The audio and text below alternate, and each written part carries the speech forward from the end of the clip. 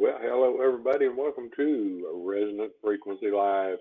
My name is Richard, KB5JBV, and we need to go through and invite everybody over here because we kind of jumped the gun on this. Appears our bit rate's good. We're going to get ourselves up where we can see what's going on. Yeah. So, in the process, what we're going to do is we're going to go to some of the other places and let them know. Let's see. We do it like this. And, oh, there we go.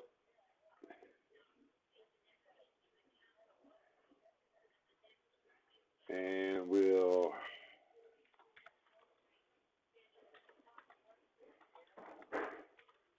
do this. Remember now, we got to spread it out over 8 or 10 networks. And then we'll get settled on down.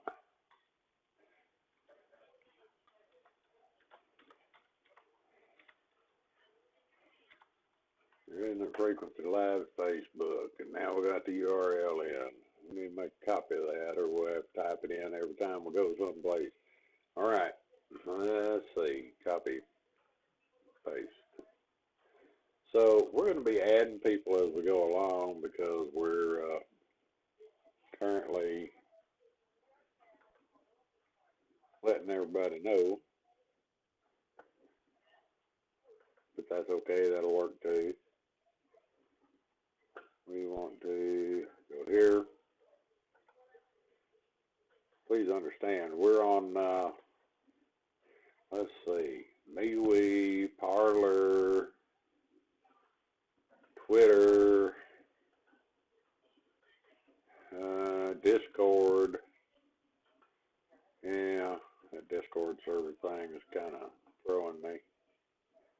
Let's see. More and more stuff going on here. It's getting a lot like work, kiddos. A lot like work. But that's okay, because you guys are worth it. And we're going to make sure that we can get everybody informed. What we need to do is set ourselves up here, because I don't give a damn what you can post and what you can't post over at places like, crap, that you can or can't post over at, what the heck is it called? Reddit. I will post whatever I want on my feed. Yes, sirree. Just got to figure how. Oh my God. I just ran across the video of the Arecibo telescope collapsing, and that's very sad. Very, very sad. So, let's put that up there.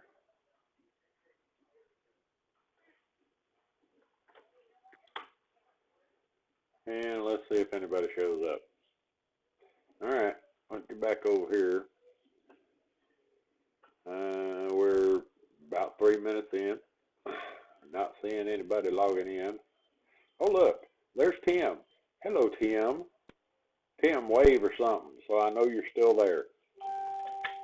I really need to know. Who's going to give him hell? I give him all hell. This is my show. Mine. It has been my show. It will stay my show, and I don't care what they think.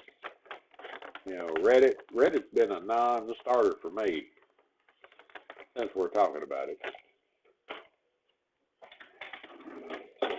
While I'm waiting, hang on a second.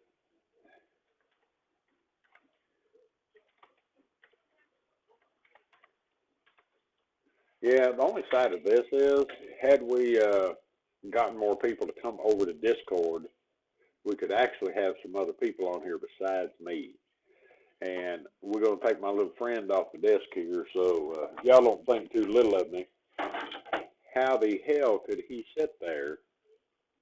How the hell could he sit there with an empty beer can in front of the camera? Well, I'm going to get y'all a live beer can. Hang on just a minute.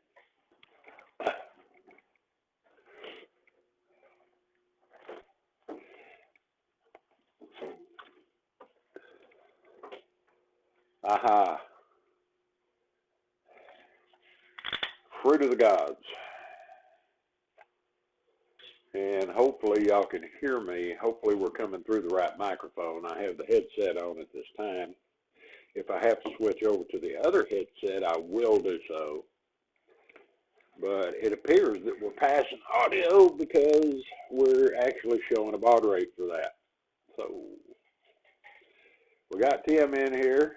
Who else we got? Y'all somebody ask some questions so I could show how smart I am, or how dumb I am. You know, it works both ways.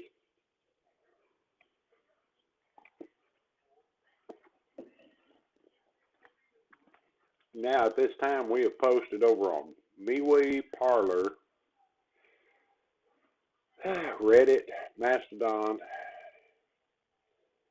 and Twitter. I didn't do Twitter. And Discord. Let me do Twitter real quick.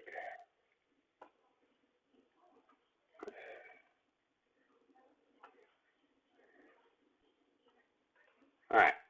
We got that taken care of. So now we got Tim. Well, Tim's the only one. Okay, Tim, ask me some burning question that I cannot answer because I've got to do something to keep this thing going. We were live on Discord for about an hour, and nobody showed up. And I'm sorry about not looking at y'all, but it's kind of weird. I got this really big monitor. It's about that big. And unfortunately, I don't have any place to put the camera where I'm looking right at it. And this becomes more and more of a problem the bigger the monitors get. I remember back when we had 14-inch screens. They weren't very big at all. Well, no, Tim, it's only been so long because you don't ever check in. I'm starting to feel unloved.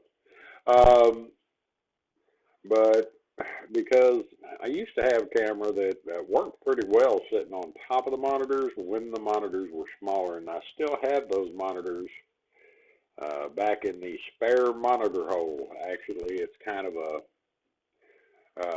laundry room slash apparel and towel storage slash pantry slash storage area slash, yeah.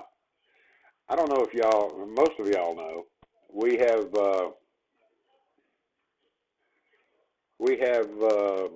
moved out to Terrell, Texas, and we're currently in a one-bedroom apartment out here. And there's been an issue before with that.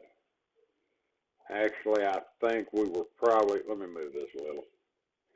We were actually probably off the air when we had to take a one-bedroom apartment over in Mesquite.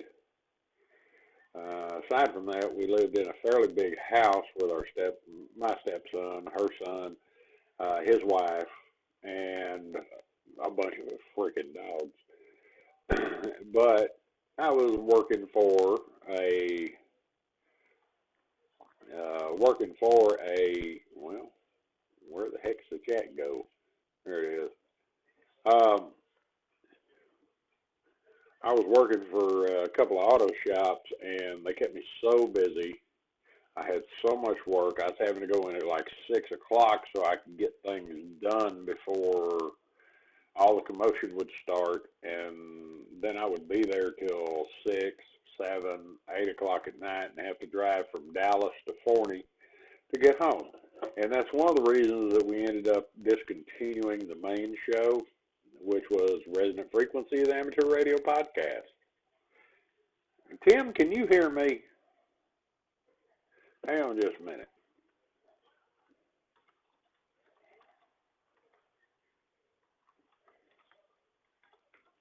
Okay, I'm starting to wonder. What? Okay, I'm starting to wonder if there's any audio going out because, okay. Thank you, Tim.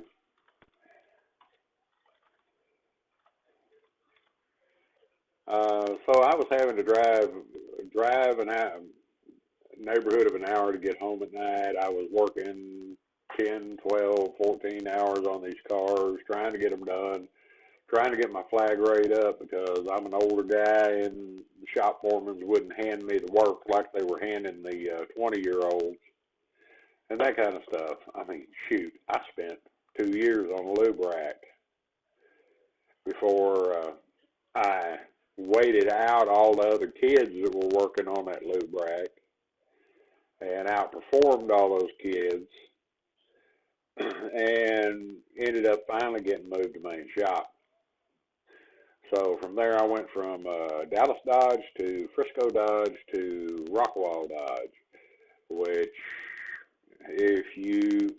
for those of y'all who aren't in the local area, I've been telling people, pull out your Google Maps and check this out because I talk about geographical areas all the time. So, thank you, Tim. I got that. Now, I can't believe Tim is the only one in here. I cannot believe it. The rest of you that are here right now, y'all say something in the chat. Something. Otherwise, I know that it's not working. Of course, this was an impromptu thing. I understand that. However, surely we should have more than just me and Tim in here. And like I said, if we were over on Discord, Tim and I could sit around and chat while we were waiting on y'all to show up.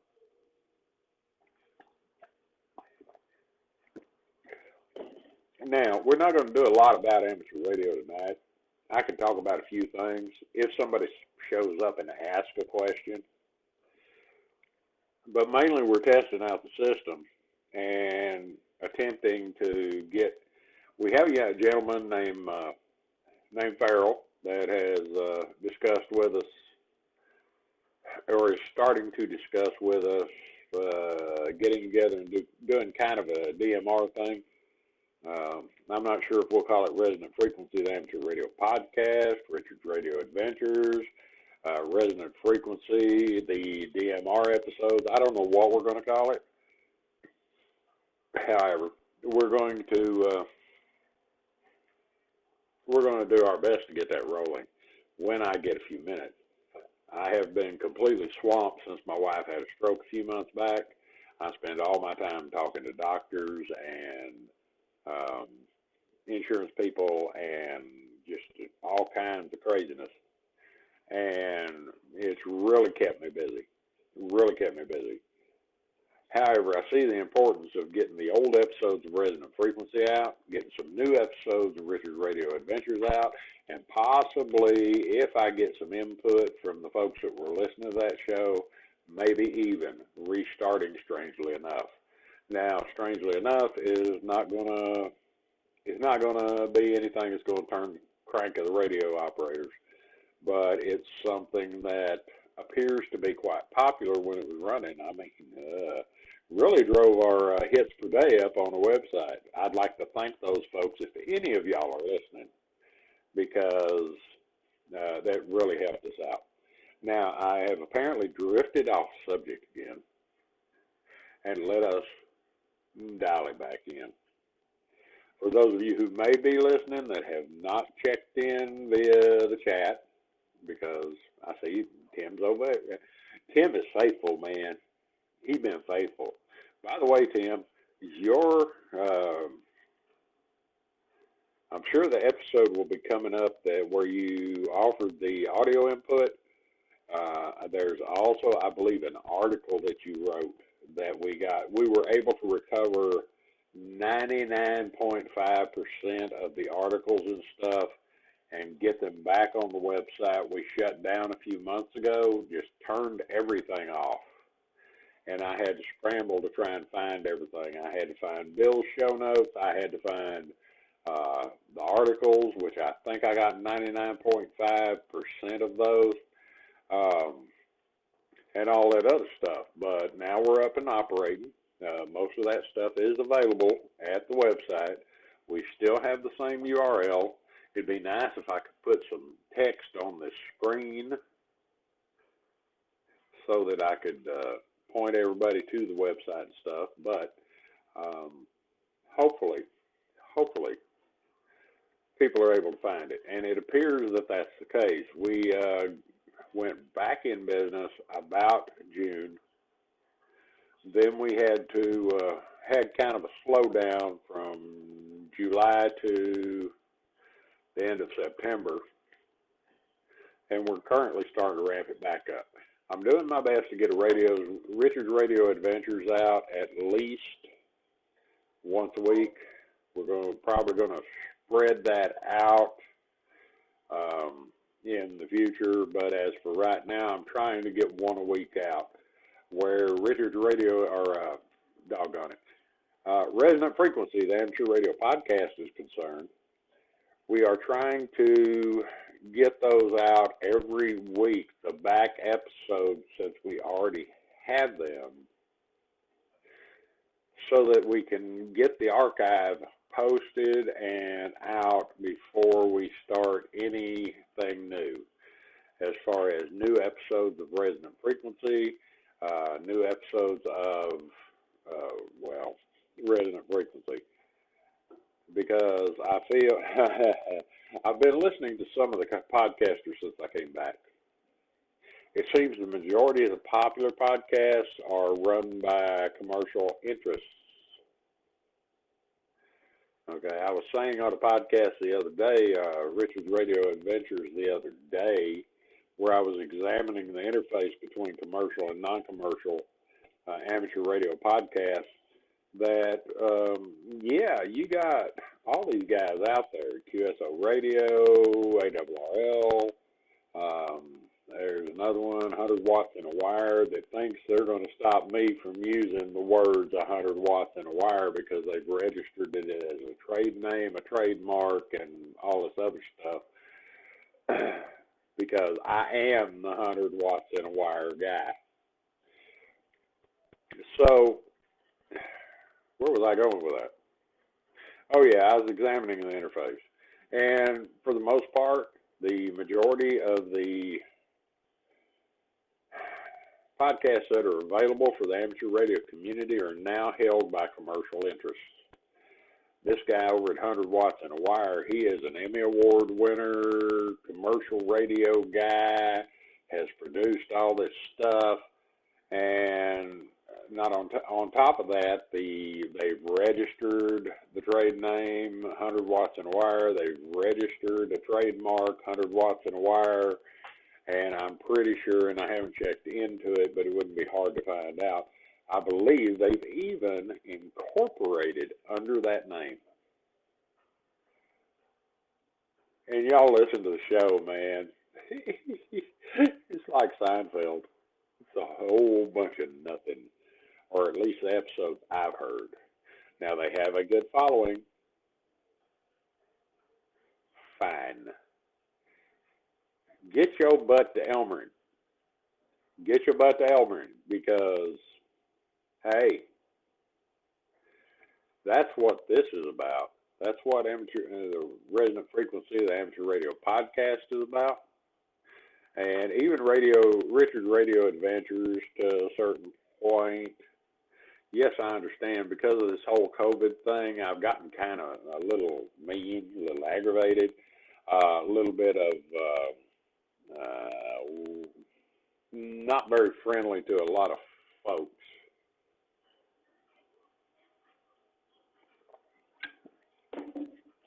Yeah, had to clear out the barnacles a little bit. So, where was I going? If he doesn't find it in 10 seconds, he normally lets it go. So, upon listening to the few fairly popular amateur radio podcasts that are non-commercial, I really find they're lacking because they're trying to be commercial podcasts. They tend to read bulletins and news items and stuff like that. And, you know, they have a little bit of an issue coming up with topics. It turns out that some of the people on these non-commercial jobs are not as knowledgeable as they should be. They tend to cold read these articles instead of having some bit of information in their head concerning it. I have run across several that, you know, they're like the guys you know in real life. If they don't, some of them, if they don't know the material, they start making things up. And that doesn't make any sense because it doesn't help anybody. You can't make the material up. You have to, I don't know, be knowledgeable about what you're talking about. Case in point.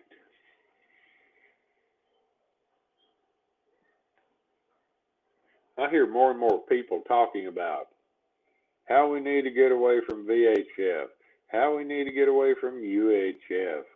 And some of these guys are actually the ones that are big guns on 6 meters. We're losing spectrum and nobody cares.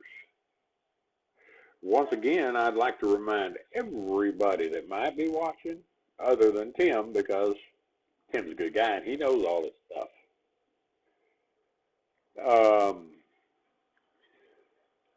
Big deal if we lose 3.5. Okay. Big deal if we lose 3.5. Well, let's see. Since I've been licensed, we've lost a big chunk of the 220 band. And everybody's like, well, okay, what? Who cares about 220? Well, you know what? There's a lot of folks that care about 220. Otherwise, there wouldn't be repeaters down there. They wouldn't still be selling equipment for it and all that good stuff. And we lost a big chunk of 220 because UPS wanted those frequencies. And once they got them, they didn't want them. Did we get them back? Oh, hell no. What we ended up with was they were sold off at auction. Back in the 1990s, I believe it was. You know, nowadays, Elon Musk is putting up a bunch of satellites for global wireless internet. Great job, Elon. I'm a big fan of Elon. Not so much for his Tesla cars. Not so much for the fact he's putting up a worldwide network of satellites for Wi-Fi. But the man has taken his space company to the point that it's kind of removed from the government and in the commercial hands, because commercial interests tend to drive innovation. And that's what I have to say about that. Back to the subject. We lost the 220 band. We're fixing to lose 3.5. We'll never get it back. We're lucky we got 60 meters back, and we didn't really get it back. We're channelized down in one small section of 60 meters. It's kind of a compromise. But one of the big things I worry about is we've got all the spectrum up to visible light. Visible light. And as we don't use it, somebody else is going to figure out a way to use it, and they're going to take it from us. Waiting, I would like to say wait until they start chipping away at 10 meters or chipping away at 12 meters or 15 or 20, especially 20. Wait until they start chipping away at them. But commercial interests aren't really interested in those lower bands. I'll tell y'all a story. Since Tim is still apparently the only person in here, the rest of y'all could pipe up, say hello, wave, something. I know that my family and my House of Blues family have probably already tuned out if they decided to come over here. But what I'm saying is that they're chipping away at us. Oh, good Lord. I went and looked at the question pools for the current technician licensing and extra class licensing. Oh my God. Those of y'all who are in this area know that at one point the president of the ARRL lived in this area. It's been a few years back. His name was Jim Haney, W5JBP. And Jim and I knew each other pretty well simply because we used the same local repeater, and people would mistake me for him and him for me all the time because of the call sign. W5JBP, KB5JBV. Okay? And our voices weren't that much different. And he told me at the time that the Cola Stick came in, sorry, I got distracted by Hot Girl on TV. He told me at one time when the thing was coming in that, and it's part of the reason I changed my opinion on Cola Stick. But he told me, have you seen the test? I go, no, Jim, I haven't seen the test. He says, well, you need to take a look at it because my biggest concern was barrier to entry and anything not work that you don't have to work for that's given to you. You really don't care about as much as opposed to something you had to work for. So I went and looked at the test. Oh Lord, yes, it was pretty tough. He said that he would not be able to pass it. I probably could have passed it with minimal studying, but it was pretty tough. It had to do with circuits that I was unfamiliar with and everything else, the newer surface mount stuff. But recently, when I got back on the air, I went and looked at this. Oh my God. It's not even a novice test. And if you don't know E over IR, you don't need to be a radio operator. Plain and simple. You need to know these basic things. Shoot. Everybody knows I'm a wire antenna guy. I'm a wire antenna guy. I like my wire antennas. I've had dipoles, I've had delta loops, I've had NVIS antenna, I've had all this stuff. G5RVs, everything. 100 watts in a wire. So I'm a wire antenna guy, but they actually have the formula on the test for figuring a half-wave dipole. Y'all go look it up. Where the extra test is concerned, the question pool is not even as difficult as the test I had to take to get my advanced class license,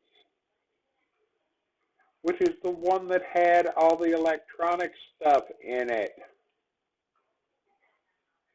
And apparently at this point, Tim, I'm talking directly to you because no one else has chimed in. But that's okay. They can see it in reruns, and then they're not going to be able to ask questions and stuff. So y'all missed out. Anyway, um, it is not even as complicated and complex as my advanced test. Good Lord, I like to never got leading and lagging phase angles on electrical circuits, AC circuits down, or any of that stuff. And these guys don't even have to worry about that. Now, it hadn't been too long ago, the extra class test, ugh, we're talking about extra class test.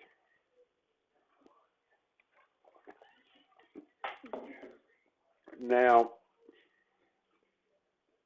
the extra class test, when I was looking at it, and I still haven't taken one, they grandfathered everybody in while I was off the air way back in the 90s. And quite honestly, I don't need that spectrum. Plain simple. And that's all it'd be about at this point is spectrum. But back then, there was a whole section on satellite operation. Definition of a ground station, telemetry, moon bounce. Oh, man. I threw a moon bounce question out when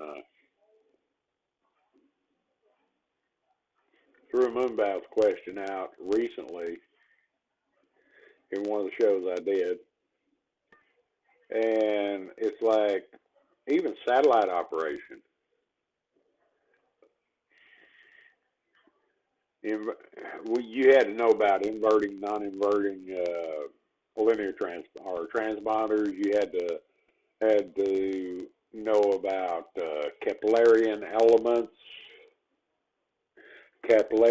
elements, not TLE, which is one of the things I heard on a show recently.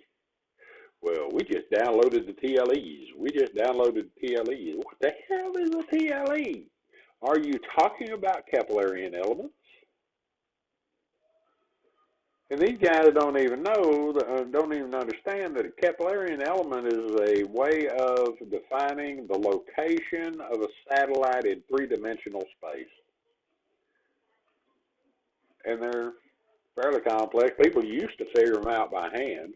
Nowadays we can use computers, so just about any jackass can work satellites.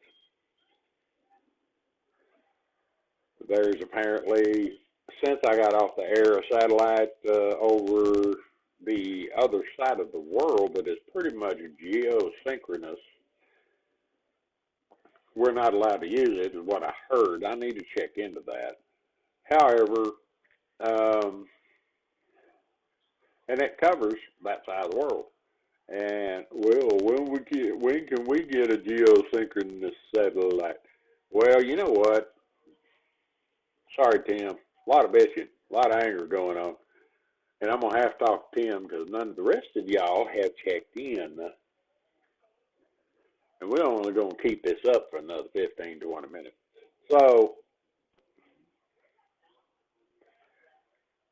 we have satellites, or have had satellites, that they weren't geosync, but they were so close that you really wouldn't have had an issue.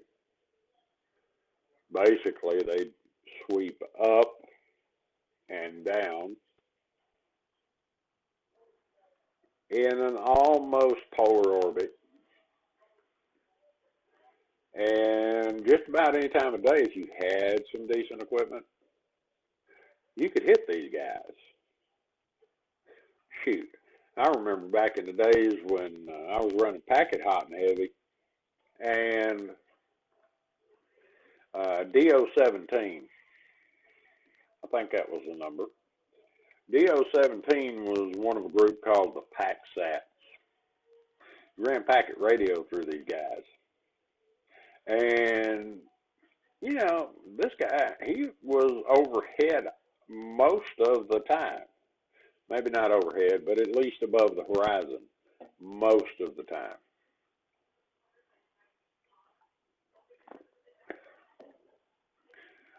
they had a digipeater on the space shuttle.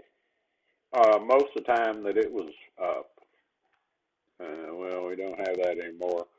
And I'm hoping Elon will work something out. I know that NASA is still doing their best to get the astronauts licensed.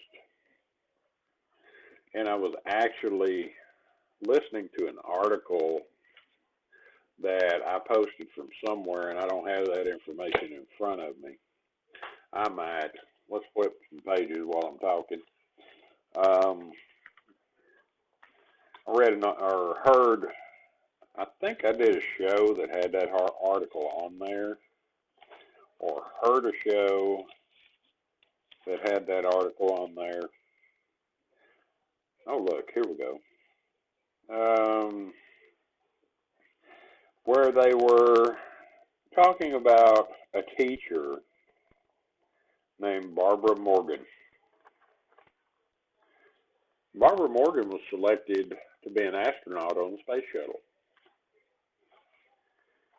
And I understand that, oh, good Lord, shuttles ain't been flying in quite a while, and there's a lot of 20-year-olds that probably don't even remember the shuttles. It seems like it's been that long. However, Barbara Morgan was an astronaut, flew on the space shuttle, and one of the things that she tried to get across is that when all else fails, and NASA knows this, when all else fails, amateur radio. And that's the reason they're training they're not training them so they can talk to us. That's probably the last worry they've got. They're training them because if there's a problem and their regular forms of communication are not working, they can get a hold of somebody. Case in point, the people that first noticed that Sputnik, the original satellite, was up in space, in orbit, were amateur radio operators. And as the U.S. proceeded with their satellite program, we were monitoring. There was a test of the HARP array some years back where they wanted us involved. In fact, one of the shows I spoke about a conspiracy nut that had decided that we, as amateur radio operators, were pawns of the government because we were part of monitoring the test of the HARP array up in Alaska. Now, his thoughts on it was weather manipulation, weather warfare, all that good stuff. I don't care. That wasn't none of our business. And to this very day, they want us monitoring for different stuff. Ask us to participate in tests and stuff like that. You know, this is stuff that doesn't normally get into Richard's radio adventures because that has been kind of mean. And unfortunately, my wife nearly died on me a few months back, so I've kind of developed an issue. But the whole point is that these new guys ain't got a clue. And, oh Lord, well, I don't even know how I got off on the damn licensing test. It's just that pretty much irritates me because I can't even become a RACES member. For those of y'all that are paying attention, I cannot even become a RACES member because they want me, after paying $300 to the ARRL for a training course, emergency communications, ARECC 1, 2, and 3, if any of y'all took that. $300. It's not any good. And I went over to FEMA and did all the courses I was supposed to do back in the earlier part of this century. And now I have to go back and take them.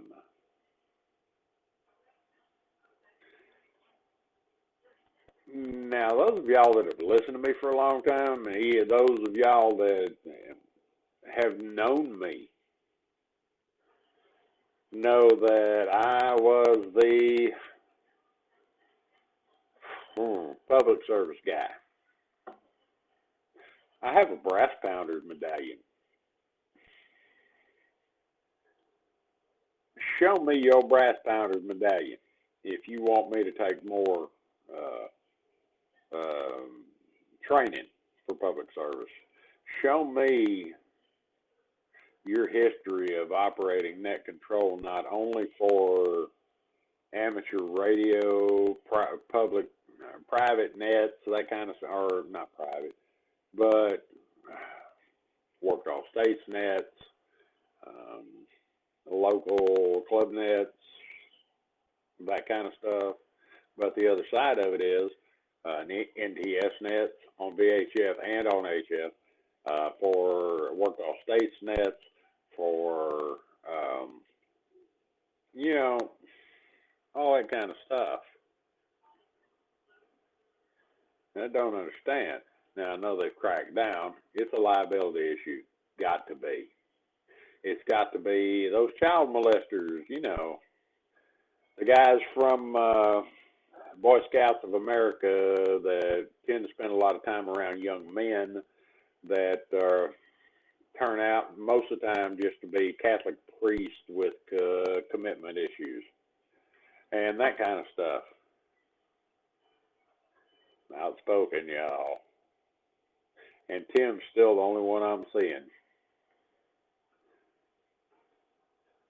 What I'm saying is we need to get our business together. I did at least one episode on Richard's Radio Adventures, and yes, I'm looking at the old clock on the wall. I did at least one show on Tim. What do you think? Maybe we ought to call this Richard Rambles.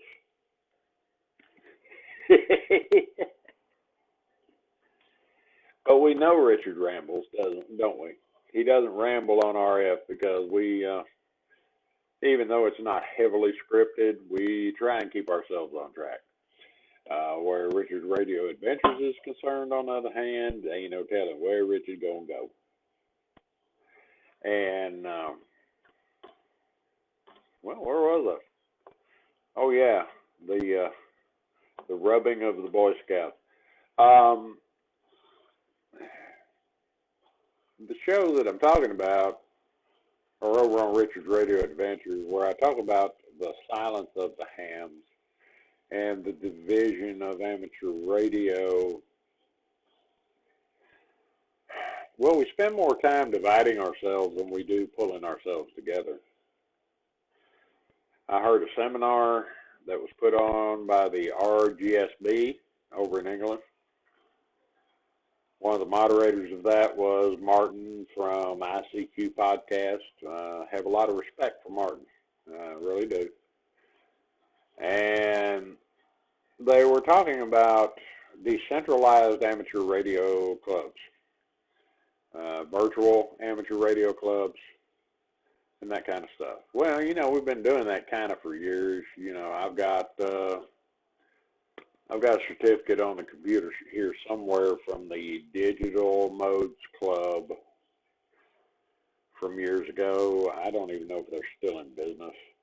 1010. 1010 is kind of a decentralized club. You're not likely to meet very many 1010 members in your local area, or at least they really won't make themselves apparent. In fact, I actually have 3 awards from the, what is it? From one 1010 organization in Oregon. City of Roses is one of them, and I can't remember what the other 2 are. I have one from somewhere in the Midwest, what was it, Oregon Trail, and a couple of others. But these are decentralized organizations. 1010 is a good example. There are others. 3905 Century Club, decentralized club and organization. Ole Miss is a decentralized club and organization. Even, I would think, QCWA. But then we got to pull it down. There's local clubs, and that's mostly what they were talking about, taking the local clubs into a decentralized situation. And it was kind of a core club. Y'all excuse my pointer. There was a decentralized club, or wait a minute, there was a central club which had liaisons to 2, 4, 6, 8 clubs out in the spoke. You know, it's kind of like the way Al-Qaeda works. You know, cells.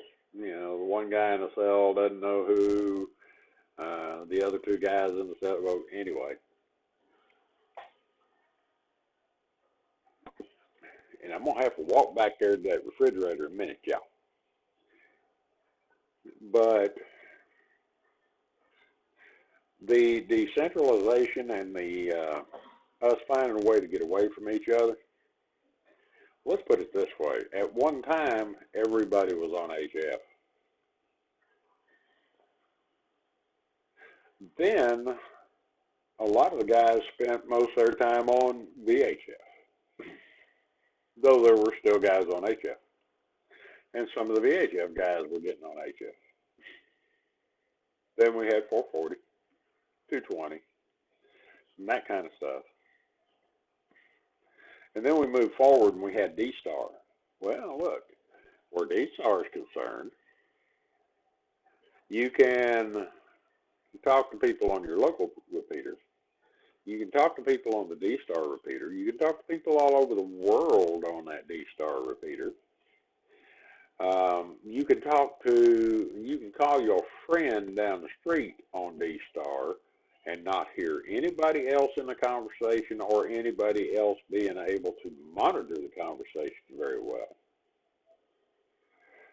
Then, now I come back and I find DMR and Fusion, which is basically the same thing on steroids.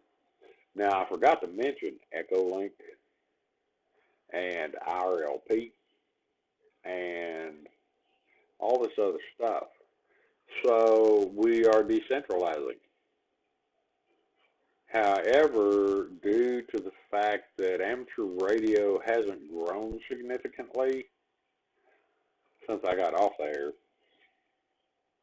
and now that I've gotten back on the air, because it hasn't grown significantly, at least in the U.S. And if y'all are wondering, we're 4 in. We are taking ourselves and dividing ourselves, because now with a DMR repeater, you can call somebody direct. You can talk through that repeater. Nobody else can hear your conversation. At the same time, there can be a handful of guys talking on a talk group on one slot, and another group of guys talking on a talk group on a different slot. And all these people are not able to hear each other talking. It's kind of like this. You've got color codes that are like CTCSS, tones. You have time slots, which puts two conversations on the same amount of frequency, same amount of bandwidth at the same time, simply because they're flicking on and off these time slots. You have it's even becoming more and more centralized. And in the case of D-Star and Echolink and, oh, good Lord, what's that other one? Can't remember. You got radios talking to each other over the internet, and that, I mean, they don't even have to be radios. I've got an app on my phone for Echolink. I pulled it up so I could kind of do some research on it. And you don't even have to have a radio. And then they get mad because people say that's not real amateur radio. Well, my opinion on it is that real amateur radio means you have to have one of these. I'm sorry, this one's not as pretty as my DMR radios, but it's one that's on the desk. And you don't have to have a repeater, because all you need is one of these. This one's not as pretty as the other one. Okay? Have to have one of these. In my situation, it's self-defense, because we live in a place that's pretty much a repeater dead zone for about 25 miles. And since I got back on air, this is the only way I was able to make human contact, because we're in an apartment that really doesn't appreciate antennas. So now I've rambled for about an hour. I have probably put Tim to sleep over there. Oh, good Lord, he's been talking. I've been missing it. Y'all hang on a minute. Let's see. Hear me, yes. Thank you, Tim. Sounds great. Kind of like 40 meters. Still listen to LHS. Me too. 5 guys I am. Oh, good, Tim. That is absolutely fantastic. Tim says he has 5 guys that he Elmers. That is absolutely fantastic. Something about Corona, especially here.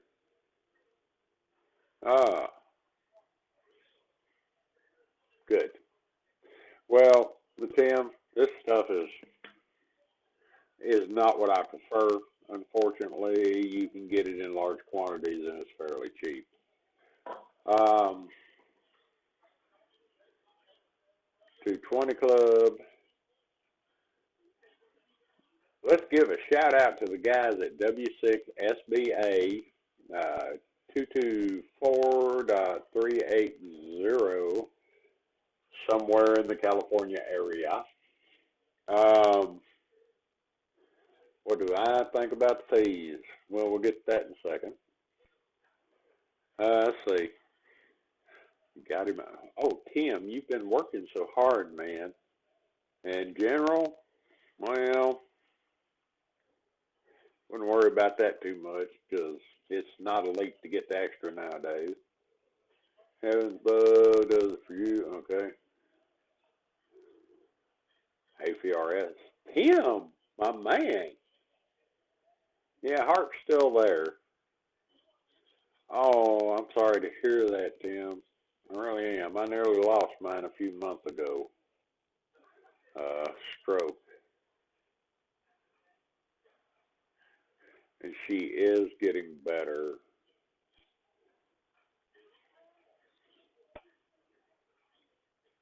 Tim says he loves me. Let's see. Yeah. Did I say it wrong? RSGB? What did I say? RGSB? Echolink. Man, Tim's just all over the place. He has progressed like nobody business. Oh my God. Well, I do need to say something about that licensing before I quit. Tim, I am still doing taking audio submissions. I don't know where I'd put them in until we start Resonant Frequency back up. But that doesn't mean I can't put them over to the side until we get in a position to do that. I might be able to slide them in on Richard's Radio Adventures. I don't know. We are still taking audio submissions. We are still taking written submissions, articles, stuff like that, and that kind of stuff. So that too.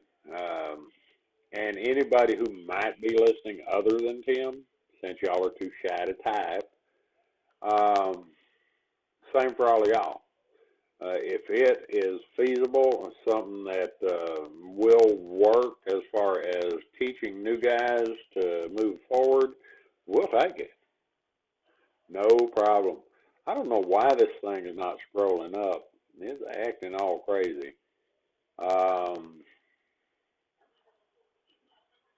Echoing, echo link.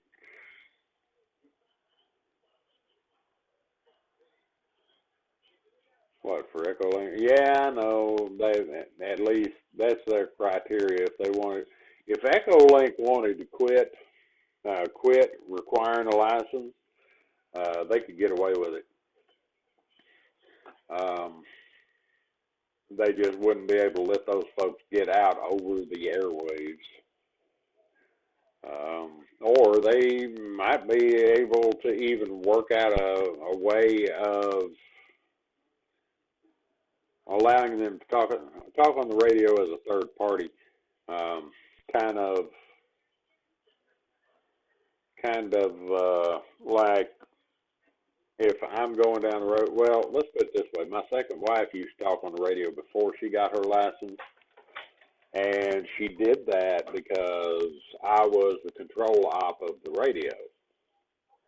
And EchoLink could probably get away with something like that.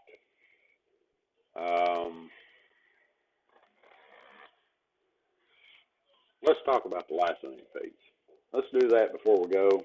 And y'all gonna have to look at my butt while I go to the refrigerator a minute. Oh, crap. Because I'm old crotchety guy. And, ow, I need my pain reliever. And that's okay. Because, y'all have witnessed the death of another 12-pack. All right, so let's get back to this moment. Licensing fees. Quite honestly,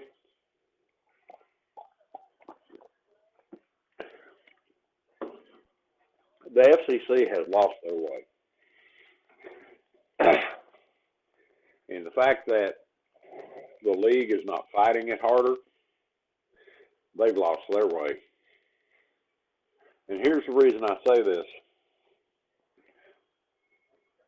I'm working on an invoice. It may never come to fruition. I may never get to use it, but I am working on an invoice. Because the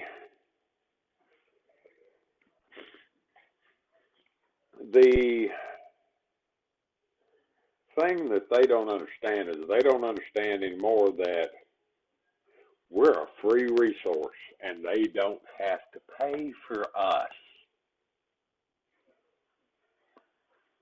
But now they want us to pay them. So it's kind of like this.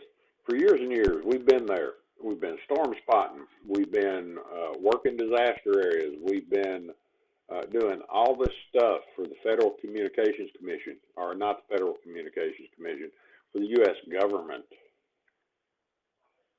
Interoperability, I don't know how it stands at this time, but I do know that even in the last decade, and I'm talking about 01 to 10, even in that decade, interoperability between government agencies sucks. Same way with local agencies. You know, a lot of times you might have police and fire on even the same trunk system, and they can't talk to each other. And I believe that the government has lost their way on this. It's another way for them to generate revenue. $50 for renewal. $50 for a hard copy of the license. $50 for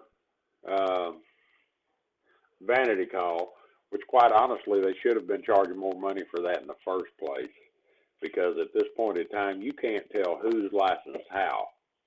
And knowing who's licensed how or what license they hold, well, it's kind of difficult when you're trying to figure out what you're going to do. I have my original amateur radio call. I fought for it. It took me over a year to get my technician license because I took my novice test the way we used to take novice tests. You know, a couple of ham radio operators show up at your house, they give you the test. Then I went to an actual test session, and I believe Ron Jackson, one of our local weather guys, was there.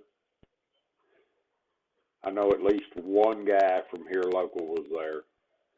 And we tested at the University of Texas in Arlington. Due to a paperwork screw up at the FCC, I used my call sign back at that time while you were waiting for your new license to come in. You appended a suffix to it, and in that case, for temporary technicians, it was KT.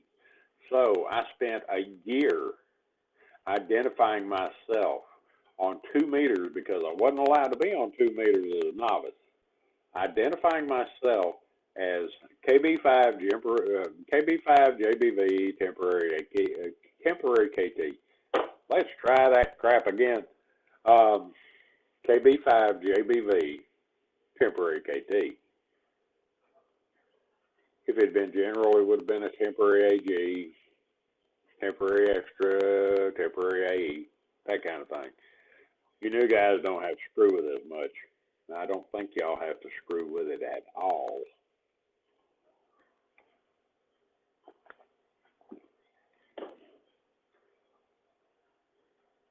So, once we found out about 3 months after the fact that the FCC had screwed up and issued my call sign, which I already had, to another operator, it took us 9 months to get that taken care of and get it straightened out.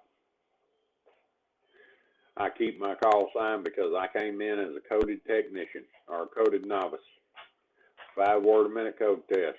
I had to know what the hell a triode tube was, a pentode tube. I'm talking about tubes, guys.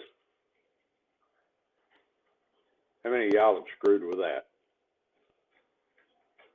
But in the process, I've spent a lot of time calling races nets, Aries nets, storm spotting.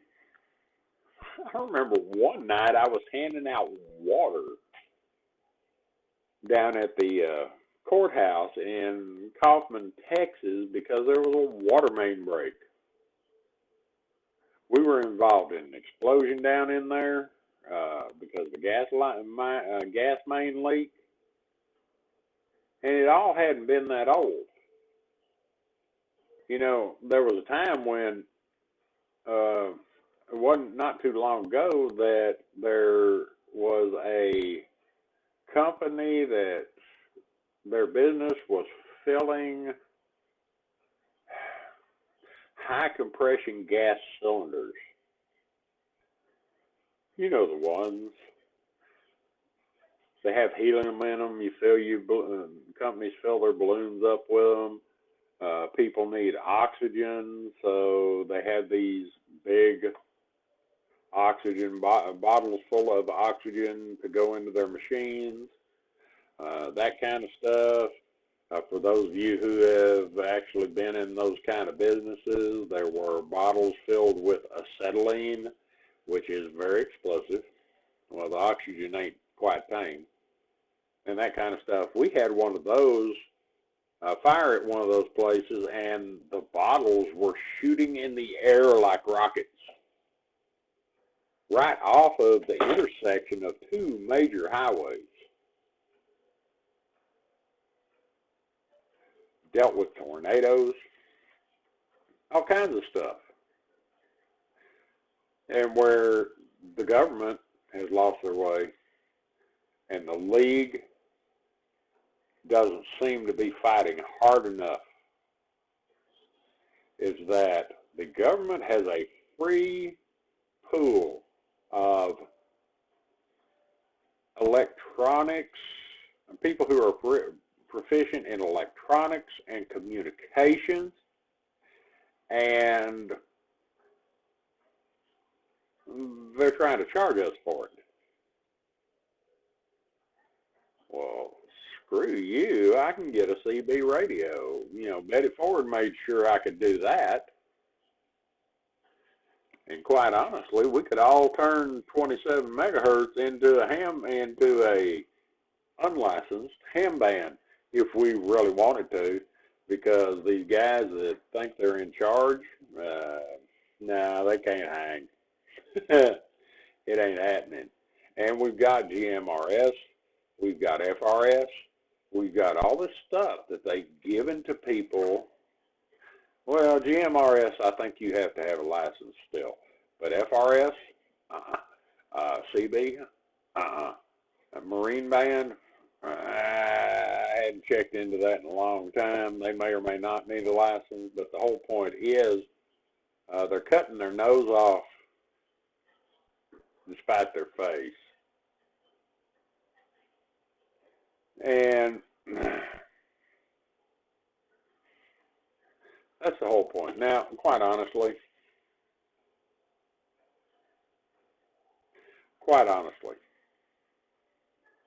the Amateur Radio Relay League has gone from membership price of $35 a year to $50 a year in the time that I've been licensed. Now, it's not a huge escalation,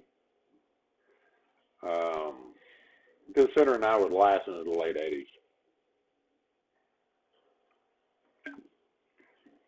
It really hasn't gone up that much comparatively. And, you know, I understand they have to cover their costs. But once again, it's kind of like something I heard on one of the commercial podcasts not too long ago. A guy says, ARRL doesn't care about you if you're not a member. And that's the truth. I've been associated with them off and on for years and years, not only as a member, but as part of the field organization. And I will tell you, if you're not a member, they really don't want to listen to what you have to say. However, they are our voice in Congress, so we need to stay on top of that. But $50 a year to be a league member. Now, I haven't checked local club memberships lately, but I know the last time I paid dues at a club, it was $30 for a year. And $50 for the stuff going on at the FCC. Quite honestly, it's not that much. You know, you take out $5 every time you get paid, and before you know it, you got $50 to send to them. Breaks down to $5 a year. But the point is, the reason I'm against it is they're getting us for free. For free. Of course, quite honestly, they're not going to have, considering the requirements that the league is looking at, I'm sure that local races units Oh, good Lord, look at that. The Racy's units are looking at similar stuff. And that, it's just, it doesn't make any sense. We don't drive innovation like we used to. We've gotten to the point that we adopt commercial stuff to our needs instead of vice versa. We are not making the progress we used to make, mostly because we don't have the money to do so. We don't have the organizations in place to do so. And the whole dynamic is changing. People keep saying the word hobby, and I hate the word hobby. And I've had to start using it on the podcast because that's the only way I can get this across and get a lot of stuff across to people. We are not hobby. We are a licensed service with under the FCC, and admittedly, some of the other licensed services pay a whole lot more money for their licenses.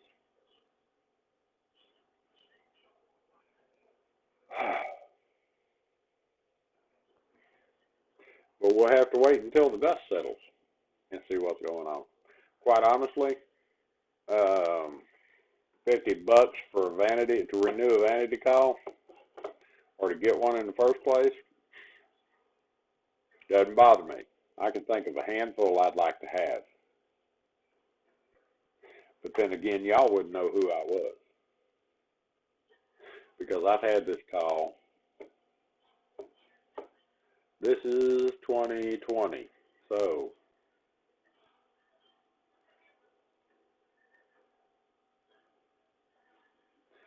I've had this call 32 years. Everybody who knows me by this call.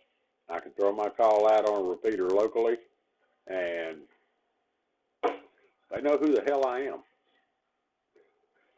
You guys that have been listening to me for years on the podcast, same call. This is how y'all going to know me.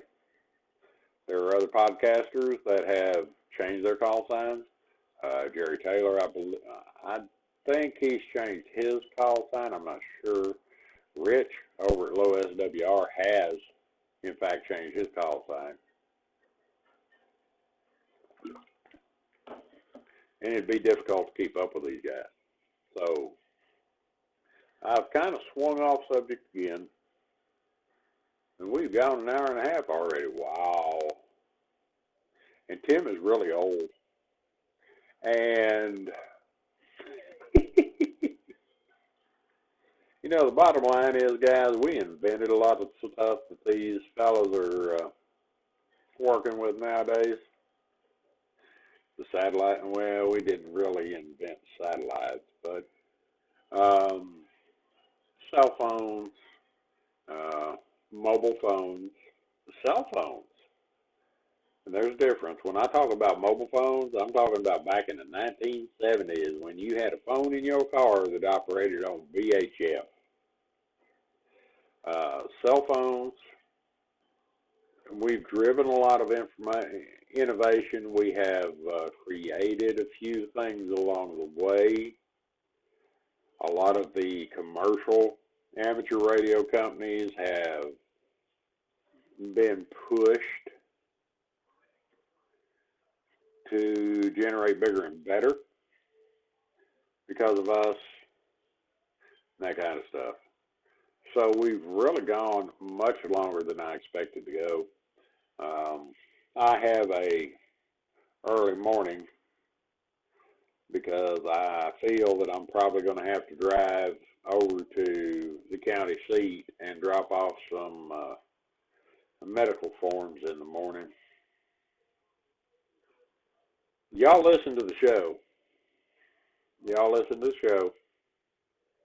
And you'll know what's going on with me, at least, as far as information, exploration, that kind of stuff. I will say this. We're trying to embed in my memory so that I can say it on everything, whether it's a video, audio, podcast, whatever. We are doing our best to bring Resonant Frequency back. We are doing our best to make Richard's Radio Adventures happen. And we are a non-commercial, listener-driven amateur radio podcast. Unlike the guys that are commercial and would wish to be commercial. Y'all figure that out if y'all listen to any of the regular stuff. So, let me go ahead and wrap this up, kids. This was quite enjoyable, and I hope some of y'all watch this after the fact.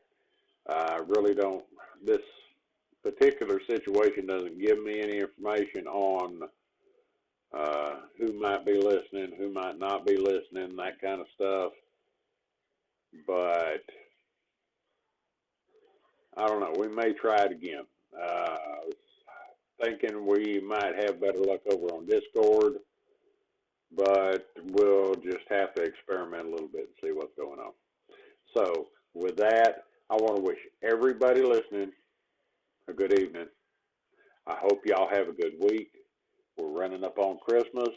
Spend some time with your families. They are most important, especially if you can get a radio in their hands. With that, I'm going to check out. Y'all have a great evening. Tim, thank you for hanging in there with me, and I will talk to you later. Send it this way, buddy. With that, if I can find the quit button on this thing, it's got to be somewhere. I will talk to y'all next time. Boy, I am a Luddite, that's for sure. What the heck is going on here? Well, let's kill this thing if we... Anyway, good night, everybody. If I can find the quit button. Where the hell is it? Oh, there it is. Nighty night.